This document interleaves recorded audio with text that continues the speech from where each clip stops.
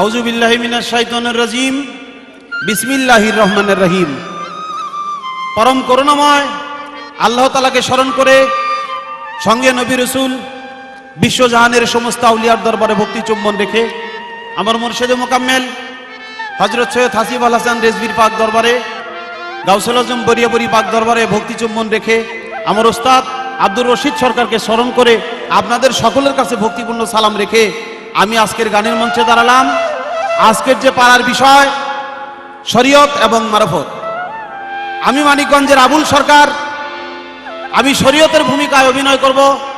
আর আমার প্রতিপক্ষ শিল্পী বাংলাদেশের সুনামধন্য গায়ক জনাব কাজল দেওয়ান সাহেব, সে গাবে মারফতের ভূমিকা। আপনারা আমাদের উভয় শিল্পীর জন্য দোয়া রাখবেন, আমরা যেন হাদিস কোরআন সম্পর্কে ভালো ভালো কথা আপনাদের সামনে তুলে ধরতে পারি। সবাইকে ধন্যবাদ। আসসালামু আলাইকুম। নবী বিশ্বের লাগিয়া এনেছো চাহিয়া শান্তি সুধা ইসলাম। ও নবী বিশ্বের লাগিয়া এনেছো চাহিয়া শান্তি সুধা ইসলাম।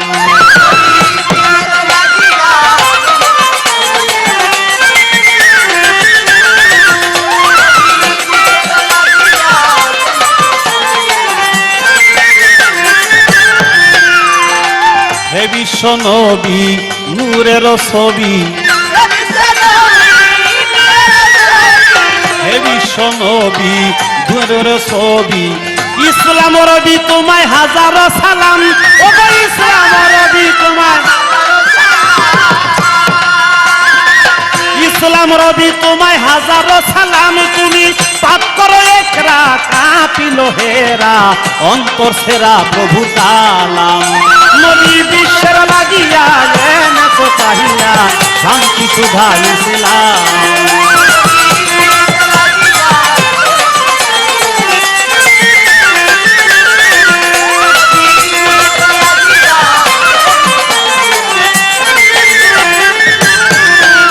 যেমন মানুষে মানুষে বাঁধে প্রেম পাশে,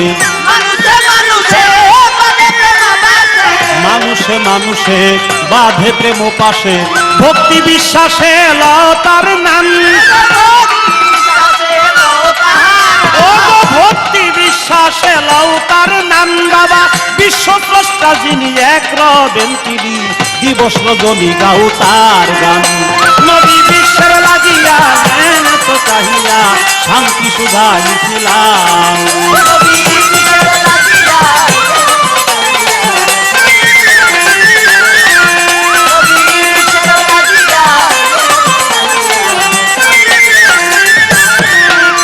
আমার নবীজির তুলনা জগতে মিলে না,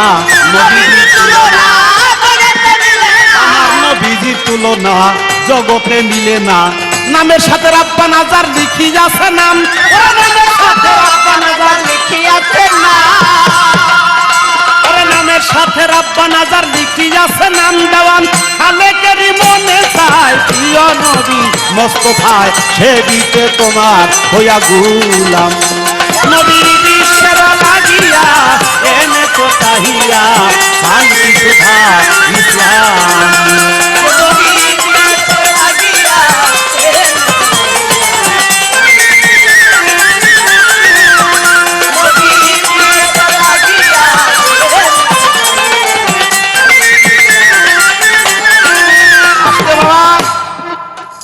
আজকের গানটা শরীয়ত এবং মারফত।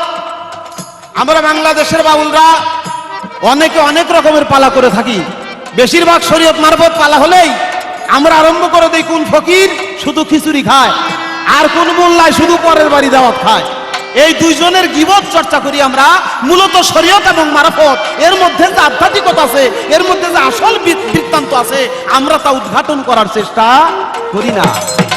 আজকে বাংলাদেশের একজন সুনামধন্য শিল্পী আমি পেয়েছি, এজন্য আমি ধন্য মনে করি আমাকে যে আজকে হয়তোবা শরীয়ত মারফতের দুই চারটি আসল কথা আমরা তুলে ধরতে পারবো। আপনারা নীরব পরিবেশ দিলে আমরা তার চেষ্টা করব। সর্বপ্রথম আমি আমার প্রতিপক্ষ শিল্পীর কাছে, মারফতের ফকিরের কাছে আমি জানবো যে ফকির সাহেব আপনি বলেন তো মারফত কোনো খারাপ বস্তু? ইহা আমি বলতে চাই না, কোনোদিনও বলবো না। আমি জানি মারফত খুব ভালো, কিন্তু আমার প্রশ্নটা হলো এই মারফতটা আসলো কোন দিন থেকে, কার মাধ্যমে? যার মাধ্যমে মারফত প্রতিষ্ঠিত হয়েছে এসেছে, তিনি কি শরীয়তের পাবন্দি করেছেন? না, করেন নাই।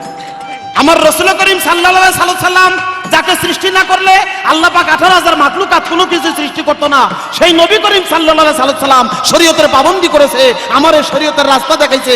আমরা তাই আজ মুসলমান, আমরা মুখে পড়ি কলেমা লা ইলাহা ইল্লাল্লাহু মুহাম্মাদুর রাসূলুল্লাহ। এই সাক্ষ্য আমাদের হলো মূল চালান। তারপরে যত ইবাদত বন্দিগি নিয়ম কানুন, সেই নিয়ম কানুনগুলো মানার নামই হলো শরীয়ত। আপনার মারফতরা এলো কোত্থেকে? আশা করি আপনি তার জবাব দিন। মানুষে মানুষে বাঁধে প্রেম পাশে, মানুষে মানুষে বাঁধে প্রেম পাশে, ভক্তি বিশ্বাসে লৌতার নাম, ও ভক্তি বিশ্বাসে, ভক্তি বিশ্বাসে তোমরা লৌতার নাম বাবা।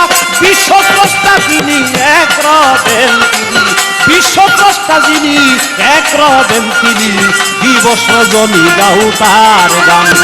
নবী বিশ্বের লাগিয়া এনে তো চাহিয়া, শান্তি সুধা ইসলাম।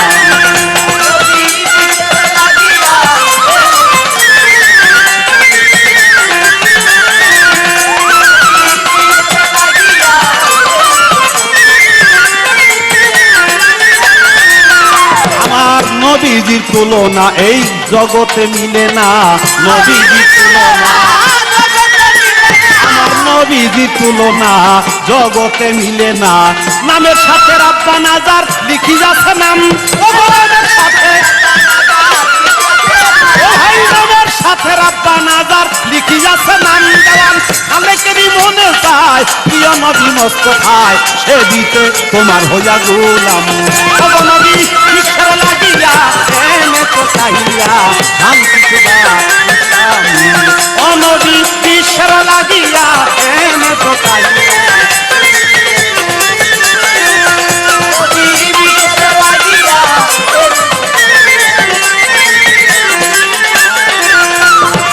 হে বিশ্ব নবী ইসলাম রবি, হে বিশ্ব নবী, হায় হায় হে বিশ্ব নবী তুমি ইসলাম রবি। নূরের ছবি তোমায় হাজারো সালাম,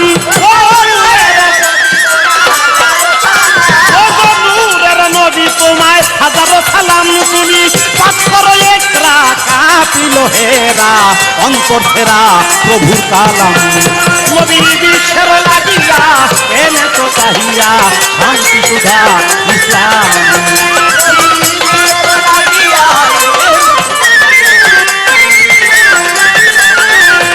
নবী বিশ্বের লাগিয়া এনে তো চাহিয়া, শান্তি সুধা ইসলাম।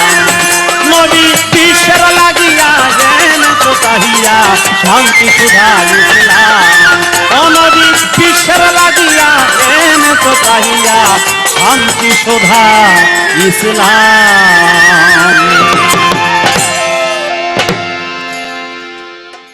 আপনাদের মাঝে উপস্থিত হয়েছি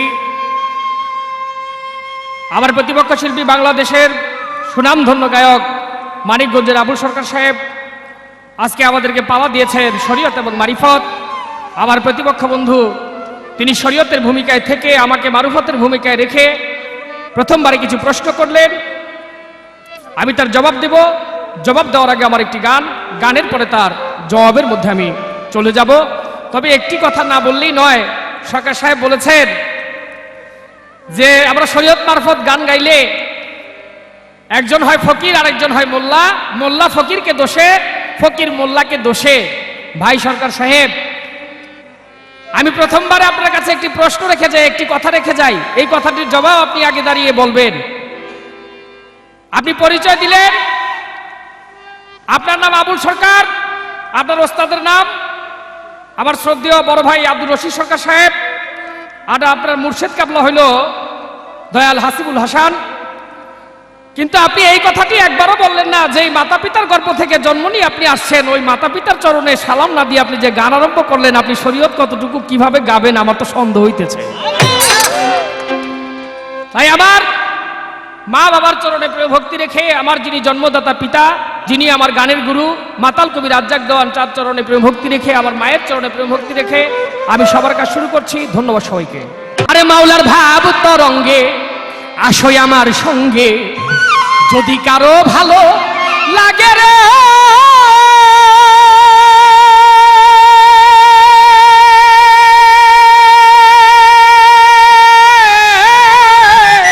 মাওলা ভাব তরঙ্গে, ভাবের কথা যদি বলি নাহি হবে শেষ, পুত্র কন্যার মাঝে আছে ভাব হইয়া নিরুদ্দেশ। মাওলানা ছাইরা দিয়া তোর মাওলানার ভেষ, ছাইরা দিয়া তোর মাওলানার ভেষ, মাতাল বইতাল সাজয় আগে তুমি, মাতাল বইতাল সাজয় আগে মাওলার ভাব তরঙ্গে আসই আমার সঙ্গে।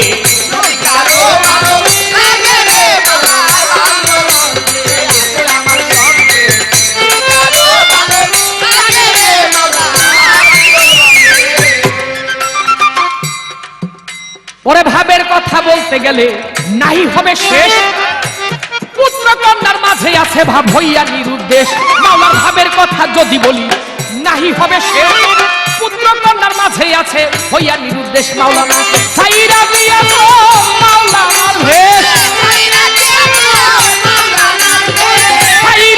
তোর মাওলানার ভেষ, মাতাল বইতাল সাজয় আগে কিরে, মাতাল বইতাল সাজয় আগে মাওলার ভাব তরঙ্গে।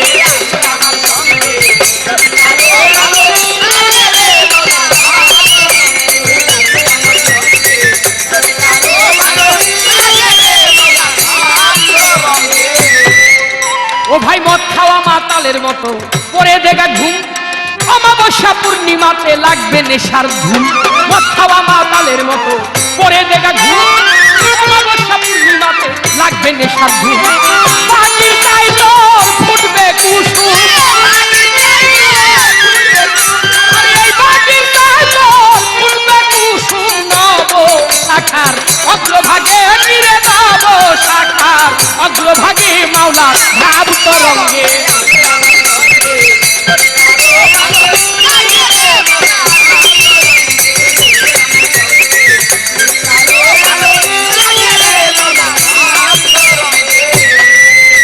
তবে গুরু ধ্যানে দর্শনে পাপে হয় যার মতি, গুরুর নাম না হৃদয়ে রাখলে নরক কুণ্ডে গতি। ওরে গুরু ধ্যানে দর্শনে পাপে হয় যার মতি, গুরুর নাম না হৃদয়ে রাখলে নরক কুণ্ডে গতি। অতি ভক্তর আগে সতীর পতি, ভাই ভক্তর আগে তুই সতীর পতি। খর্গ হস্তে অনুরাগে কিরে, খর্গ হস্তে অনুরাগে মাওলার ভাব তরঙ্গে।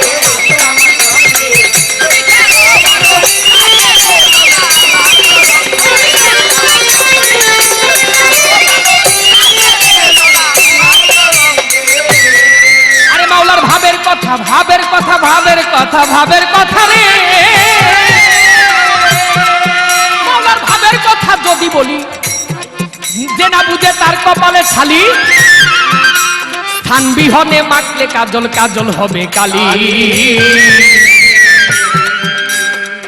আমার গানের শেষের ছন্দে আমি বলতেছি, মাওলার ভাবের কথা যে না বুঝে তার কপালে ছালি, স্থান বিহনে মাখলে কাজল, কাজল হবে কালি। যে আমার নাম কাজল, এই কাজল না কিন্তু। মায়েরা বোনেরা এক ধরনের কাজল আছে চোখে দেয়, ওটা কৌটার মধ্যে থাকে। 1 টাকা দাম হোক, 5 টাকা দাম হোক, 100 টাকা দাম হোক, কিংবা 500 টাকা দাম হোক, ওই কাজলকে যদি লোকে চোখের মধ্যে মাখে, লোকে বলে চোখে কাজল দিয়েছে। ওই একই কাজলকে কেউ যদি জামার মধ্যে মাখে, সাদা কাপড়ের মধ্যে মাখে, লোকে বলে জামায় কালি ভরেছে। তাই একটি জিনিসই ভিন্ন স্থানে স্থান পায় বিধায় তার রূপ এবং নাম ভিন্ন হয়ে যায়। আমি একটু ইশারা দিয়ে গেলাম। ওই ভাবের কথা যে না বুঝে তার কপালে ছালি, চোখ বিহনে মাখলে কাজল, কাজল হবে কালি। কবি তালালে কই উদাম খালি,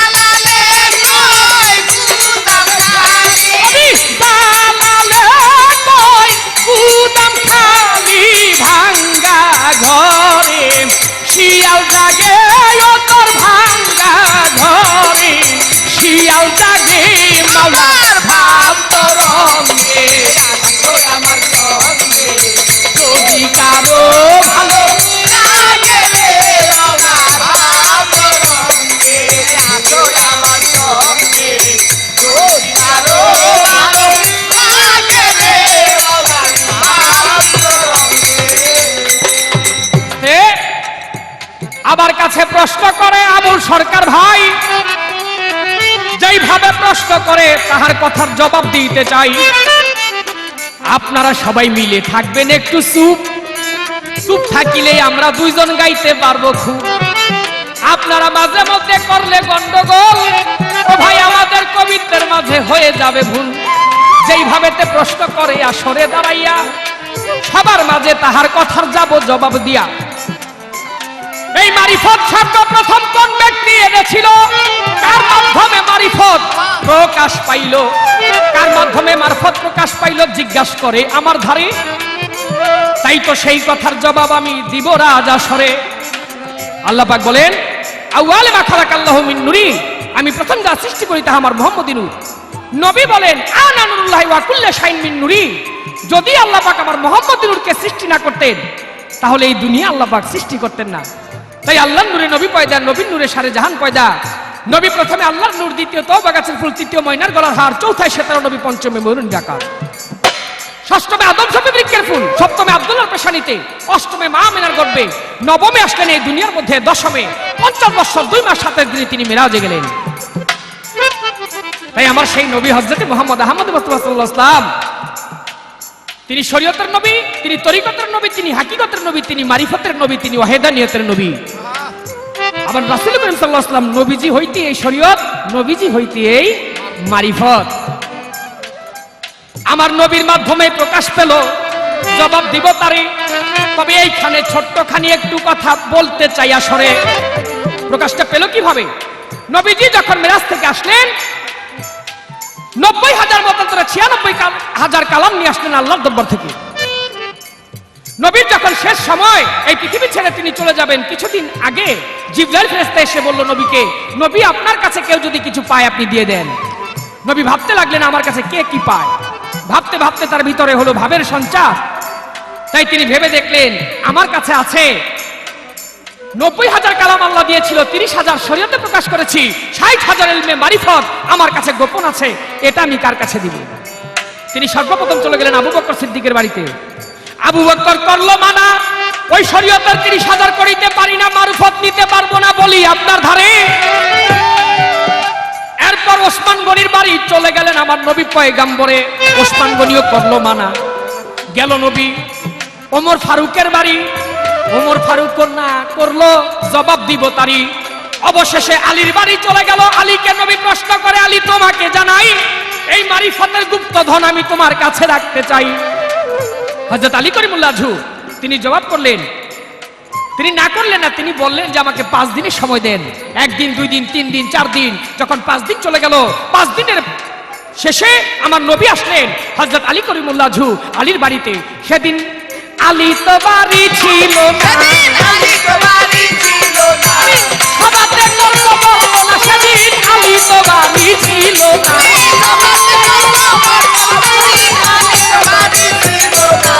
খাতুনে জান্নাত জননী মা ফাতেমা আমার বাহিরে আসিল। মা জননীকে দেখে আমার দিনের নবী বলিতে লাগিল, মা আলী কোথায়? বলে বাবা আলী তো বাড়ি নাই। মা ফাতেমা যখন এই কথা বলল, নবী বলল, মারে আলী যদি বাড়িতে আসে আলীকে বইল আমি বাবুল পাহাড়ের দিকে গেলাম, সেজন্য সেখানে আমার সাথে সাক্ষাৎ করে। নবী চলে গেলেন। কিছুক্ষণ পর আলী বাড়িতে আসলেন। জহুরা বলে যখন ডাকলেন, আমার মা জননী খাতুনে জান্নাত জননী মা ফাতেমা আমার হযরত আলীকে বলতে লাগলেন, বাবা এসেছিল আপনাকে খুঁজে গেছে। বলে কোন দিকে গেছে? বলে এই দিকে গেছে। নবী সেই পথ ধরে, নবী যেই পথে গেছে হযরত আলী করিমুল্লাহ আজহু ওই পথে হাঁটতে লাগলেন। দেখে একটা ছোট্ট বাচ্চা পাহাড়ের পাশে, বাবুল পাহাড়ের পাশে গড়াইয়া গড়াইয়া ওই বাচ্চাটা খেলা করে। হযরত আলী যাই ওই বাচ্চার সামন দিয়া। বাচ্চা বলে, ওরে আলী কাকে খুঁজো বলো আমার ধারে। আলী বলে, এই কথা তুমি কেমন করে জানো আমি কাকে খুঁজি? জবাব দিব না তোমারে। আলী বলে এই বাচ্চাটা আমার নাম জানি কেমন করে? ওই বাচ্চা বলে উঠলেন, আলী আমি শুধু তোমার নাম জানি না, তোমার সমস্ত পরিচয় আমি জানি। তবে তুমি শোনো, পাহাড়ের আড়ালে গিয়ে দেখো এক ব্যক্তি দাঁড়িয়ে আছে, ওনার চোখেতে কেতর, মুখে লালা, সর্বঙ্গে ঘাম ঝরে। তোমার এদিক কইয়া আলী ওই ব্যক্তির সমস্ত অঙ্গ খানিল না তুমি পরিষ্কার করিয়া। হযরত আলী কথা শুনে কোন কাম করিল? পাহাড়ের আড়ালে যখন হযরত আলী চলে গিয়েছিল, কি দেখে আমার দিনের নবী হযরতে মুহাম্মদ আহমদ মুস্তাফা সাল্লাল্লাহু আলাইহি ওয়াসাল্লাম নবীজি দাঁড়িয়ে আছেন। হযরত আলী করিমুল্লাহ আজহু তিনি তার জিহ্বা বাহির করে চোখের কাতর, মুখের লালা, সমস্ত অঙ্গ প্রত্যঙ্গের যে পশিনা ছিল সমস্ত কিছু তিনি চেটে সাফ করলেন। যখন পরিষ্কার করলেন, আলী যতই চাটে ততই মধুর লাগে, মজা লাগে। কিছুক্ষণ পর আবার নবীজি হযরত আলী করিমুল্লাহ আজহুকে বুকের মধ্যে জড়াইয়া ধরলেন। সিনায় সিনায় আলী হইতে আমার মারিফত চলে আসলেন, নবী হইতে চলে আসলেন হযরত আলী করিমুল্লাহ আজহুর সিনার ভিতরে। তাই মারিফত প্রকাশ পাইল আমার নবীর মাধ্যমে। নবী দিলেন কাকে? হযরত আলী করিমুল্লাহ আজহুকে। তাই এখানে একটি গানের মধ্যে বলেছে, নবী তরু শাখা আলী, হাসান বস্তি তার পহেলা কলি, 14 সিঁড়ি পর ফুটিল খাজা ওসমান হারুনি। এই তো তাহার প্রশ্ন ছিল, আর তো প্রশ্ন নাই। এবার ছোট করে একটি প্রশ্নই আমি তারে করতে চাই। আমার প্রশ্ন থাকবে শরীয়তের, জবাব দিবেন মরে। শরীয়তের নবী কেমন এই দুনিয়ার মধ্যে একটু বলেন নাই আমারে। আল্লাহ পাক নবী তো শরীয়তের নবী, হযরত মুহাম্মদ আহমদ মুস্তাফা সাল্লাল্লাহু আলাইহি ওয়াসাল্লাম তিনি শরীয়তের নবী, ঠিক আছে। তারপরে আল্লাহ পাক পবিত্র কোরআন শরীফের মধ্যে এক ব্যক্তিকে আলাদাভাবে তাকে শরীয়তের নবী হিসাবে ঘোষণা করেছেন। আমি আপনার কাছ থেকে জানতে চাবো, সেই ব্যক্তি কোন ব্যক্তি, কেন তাকে আল্লাহ পাক শরীয়তের নবী হিসাবে ঘোষণা করলেন? এই আপনার কাছে প্রশ্ন রইল, আশা করি সুন্দরভাবে তার জবাব দিবেন।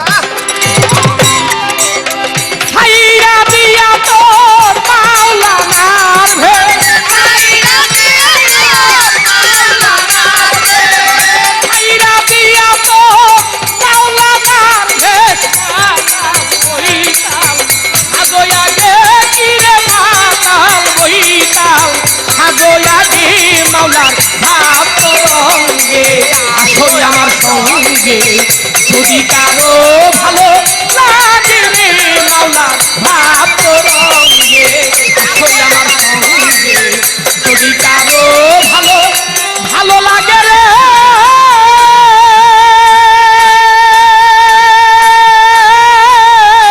মাওলা, ওরে মাওলার ভাব তরঙ্গে।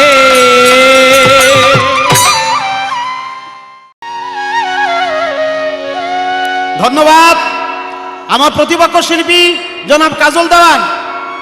আমি যা প্রশ্ন করছিলাম জবাব তার বড় চমৎকার, জবাবের কোনো অভাব তার নাই।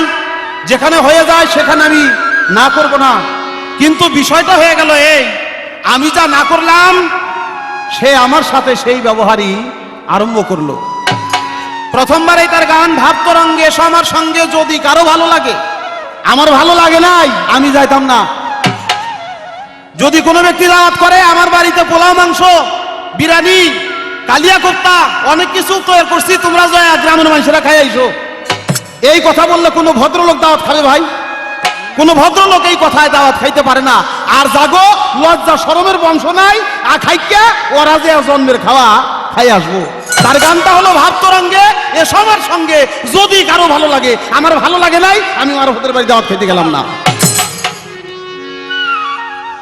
ছাইরে দিয়া তোর মাওলানার বেশ, মাতাল বইতাল সাজো আগে কেন? মাওলানার বেশ দোষ কি? মাওলার যে বেশ ধরে তাকে বলে মাওলানা। তাই যে ব্যক্তি মাওলার রঙে রং হয়ে গেছে, মাওলার বেশে বেশ ধরছে, সে হইছে মাওলানা। মাওলানা কোনোদিন মাতাল বইতাল সাজতে পারে না, এটা পাগলের প্রলাপ। ওই যে পাগলা নৌকা উঠছিল, আর এক ব্যক্তি বলছিল, পাগলা রে নৌকা কিন্তু ঝাঁকি দিস না, ডুইবা যাইব। পাগলার কেউ মনতা ছিল না, মনে তো করে দিলি, আর কি ঝাঁকি না দিয়া পারি? পাগলার কাম তো পাগলাই করতেছে।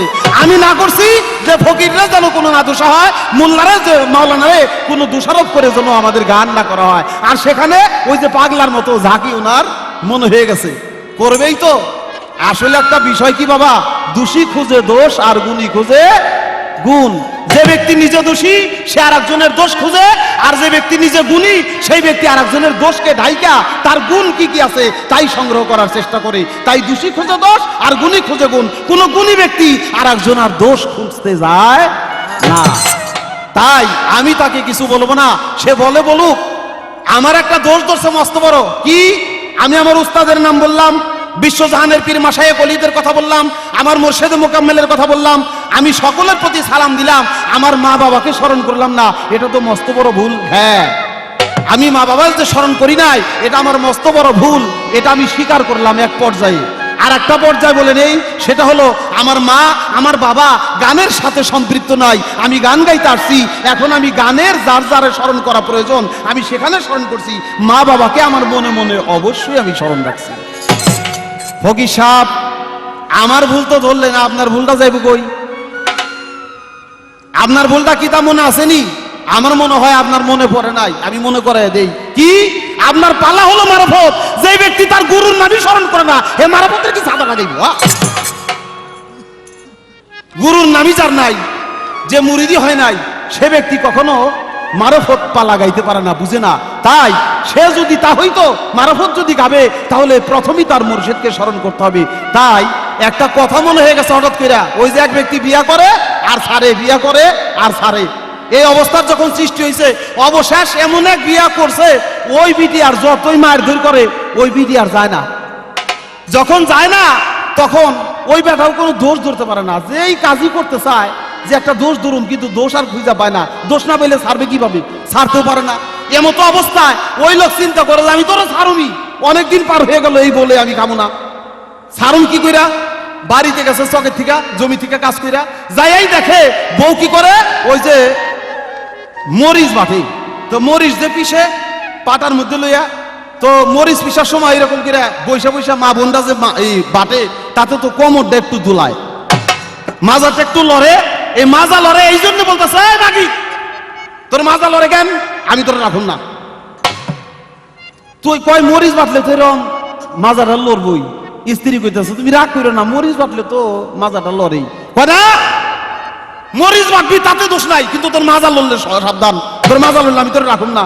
কয় ঠিক আছে, তোমার মাথাটা একটু গরম, তুমি বসো, আমি তোমার কিছু চাল টাল ভাইজে এনে দিই, তুমি খাও, তোমার মাথাটা ঠান্ডা হইব। ওইখানে আর কোনো জুত পায় নাই। অবশেষ স্ত্রী যে কি করছে, কটা চাল ভাইজে এনে দিছে, এখন চাল খায়। ওই চাল খাওয়ার সময় চাপা লড়ে, মুখে ছিল দাড়ি, এটাও লড়ে। অবশেষ ওই স্ত্রী ওই হাতে যে পুতা হাতলে ওকে একেবারে গোলামের বসাস করে বলাম, তোর চাপা লড়ে কেন? চাল ভাজা খাবি, খা, চাপা লড়ে কেন? যদি চাপা লড়ে তাহলে আমিও পুতাতে তোর দাঁত সব ফালাই দিব। তখন কয় যে কাম তো সারছে রে, মাজা লড়ার কথা কইছি দেখে আমার এরকম চাপা লড়া ধরছে। তো কয় যে বোন রে, এক কাজ কর, তোরও মাজা লড়ুক আমারও চাপা লড়ুক। ফকির সাহেব, আমি মা বাবার কথা বলি নাই, আর ফকির সাহেব গুরুর কথা বলে নাই, এখন তারও মাজা লড়ুক আমারও চাপা লড়ুক। আর কি ওই বাজে ইসলামের ঘন্টা, ওই বাজে ইসলামের ঘন্টা, শব্দ শোনা যায় রে, নবী দিন যায় রে, নবী দিন যায় রে। ওই বাজে ইসলামের ঘন্টা, ওই বাজে ইসলামের ঘন্টা, শব্দ শোনা যায় রে, নবী দিন যায় রে, নবী দিন যায় রে। এসেছে আখেরি নবী লইয়া তৌহিদের বাণী, পঞ্চবেনা কুরআন খানি শরীয়তের দায়রে। এসেছে আখেরি নবী লইয়া তৌহিদের বাণী, পঞ্চবেনা কুরআন খানি শরীয়তের দায়রে। এসেছে আখেরি নবী লইয়া তৌহিদের বাণী, পঞ্চবেনা কুরআন খানি শরীয়তের দায়রে। রোজা নামাজ কলেমা হজ যাকাত, রোজা নামাজ কলেমা হজ যাকাত, রোজা নামাজ কলেমা হজ যাকাত করো না আদায় রে, নবী দিন যায় রে, নবী দিন যায় রে। ওই বাজে ইসলামের ঘন্টা, ওই বাজে ইসলামের ঘন্টা, শব্দ শোনা যায় রে, নবী দিন যায় রে, নবী দিন যায় রে। মনের পশু নবী ছিলে, মানুষ হইয়া চিনলাম না রে, কি দিবস শেষের দিনে হাসর মহল্লায় রে। মনের পশু নবী ছিলে, মানুষ হইয়া চিনলাম না রে, কি দিবস পরকালে হাসর মহল্লায়। মনের পশু নবী ছিলে, মানুষ হইয়া চিনলাম না রে, কি দিবস শেষের দিনে হাসর মহল্লায় রে। নায়ের মাঝি নূর নবীজি, নায়ের মাঝি নূর নবীজি, মায়ের মাঝি নূর নবীজি পার হদিকে আয় রে নবী দিন আয় রে নবী দিন আয় রে ওই বাজে ইসলামের ঘন্টা, ওই বাজে ইসলামের ঘন্টা, শব্দ শোনা যায় রে। নবী দিনে আয় রে, নবী দিনে আয়। আনোয়ার দেওয়ানে বলে ভীষণ তুফান নদীর কূলে নেকি যাবে হেসে ফেলে নদী ডুবে যায় রে আনোয়ার দেওয়ানে বলে, বিশ্বস্ত নদীর কূলে দেখি যাবে ছেলে, নদী ডুবে যায় রে। আনোয়ার দেওয়ানে বলে ভীষণ তুফান নদীর কূলে নেকি যাবে হেসে ফেলে নদী ডুবে যায় রে আপে খোদা হাকিম হবে আপনি খোদা হাকিম হবে, ওরে আপে খোদা হাকিম হবে উকিল মোস্তফায় রে নবী দিন আয় রে নবী দিন আয় রে ওই বাজে ইসলামের ঘন্টা, ওই বাজে ইসলামের ঘন্টা, শব্দ শোনা যায় রে। নবী দিনে আয় রে, নবী দিনে আয়। আমার কাছে প্রশ্ন, সর্বপ্রথম প্রশ্ন, শরীয়তের নবী আল্লাহ পাক কাকে বানাইছে? শরীয়ত, তরিকত, হাকিকত, মারফত, হাদানিয়াত সমস্ত তরিকতের নবী আমার রসুল করিম সাল্লাল্লাহু আলাইহি সাল্লাম। তারপরে স্পেশালি ভাবে শরীয়তের নবী আল্লাহ পাক কোরআনে ঘোষণা করছে কাকে? নাম তার নূহ নবী। নূহ নবীকে আল্লাহ পাক শরীয়তের নবী বলে ঘোষণা করলো কেন? এর মধ্যে কারণ আছে। কি কারণ? সেই কারণ হলো নূহ নবীর আমলে প্লাবন হয়েছিল। প্লাবনে সমস্ত মানুষ যারা পৃথিবীতে ছিল সবাই ধ্বংস হয়ে গেছিল। মাত্র 180 জন পুরুষ, 80 জন নারী, 160 জন তারা নারী পুরুষ মিলা ওই নূহ নবীর কিস্তির মধ্যে উঠছিল। 40 দিন পর্যন্ত কিস্তিরা ভাসলো। পৃথিবীর সবাই মারা গেল, কেবল নৌকায় যারা উঠলো তারাই বাঁচলো। 40 দিন পরে নূহ নবীর কিস্তি জুদি পর্বতে থেমে যায়। জুদি পর্বতে যখন থেমে যায় তখন নূহ নবী ওইখানে ওই নৌকার কাঠ দিয়া একটা মসজিদ বানায় ওই জুদি পর্বতের পাশে। এই জন্য ওই মসজিদের নাম হলো জুদি মসজিদ। 40 সমান সমান মসজিদের দিকপাশ ছিল। এই জন্য মসজিদের আর একটা নাম হলো সমাসীন। সেদিন নূহ নবী ইমাম হইয়া আর ওই সমস্ত নারী পুরুষদেরকে একাত্র করে মুক্তাদি বানাইয়া নূহ নবী নামাজ আরম্ভ করে।